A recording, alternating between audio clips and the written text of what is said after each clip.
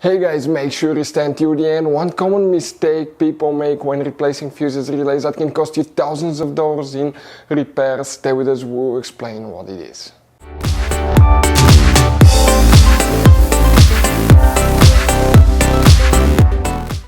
Hey guys, welcome back to Auto Repair guys. Thank you guys for watching and subscribing to the channel. Today will be super helpful video to any of you guys having a Mercedes E Class, that generation here from year 2010 to year 2016. This is known as Mercedes E Class generation W212.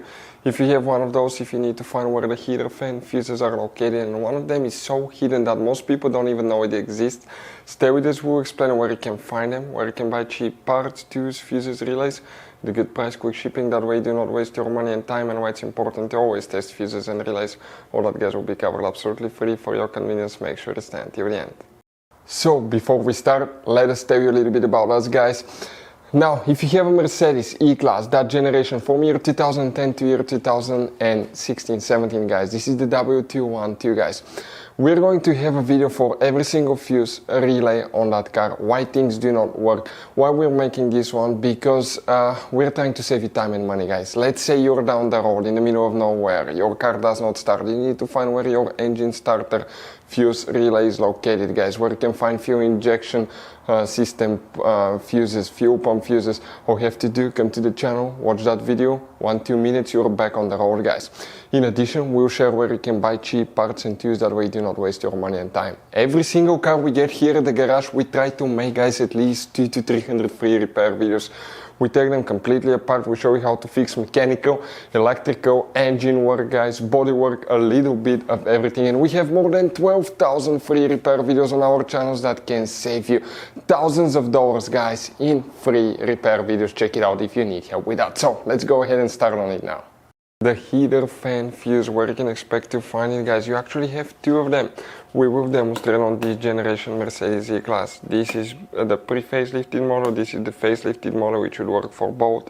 You have multiple fuse boxes in that Mercedes, but first we need to open the hood. Once you open the hood, now facing the engine on the right side, you have a fuse box under this cover here. Go ahead and open it. You'll find the main engine fuse box with a layout that will look just like this one here.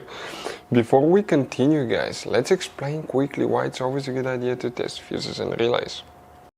So it is super important guys to always test fuses and relays, and something else as well, common mistakes people make. Sometimes you may think that a fuse is good, or you cannot actually see if the fuse is clearly burned, and in that case guys, you may put the fuse back together and you may end up spending money and time on parts you don't need, and all we had to do is just test the fuse. So we'll put a link in the description of the video below how to test the fuse. It takes only a few seconds to find out for sure if it's good or bad. The same thing for relays guys, okay? Some of those could be really expensive on cars, so we'll put a link in the description of the video below how you can test relays. And for some certain fuses guys, it's important to disconnect the car battery when removing them, otherwise you can burn the electronics. And for instance, working on airbags, fuses or anything like that, you need to wait at least 1 hour after disconnecting the car battery. And if you're not qualified and certified to work on airbag system, I will never recommend to do that guys.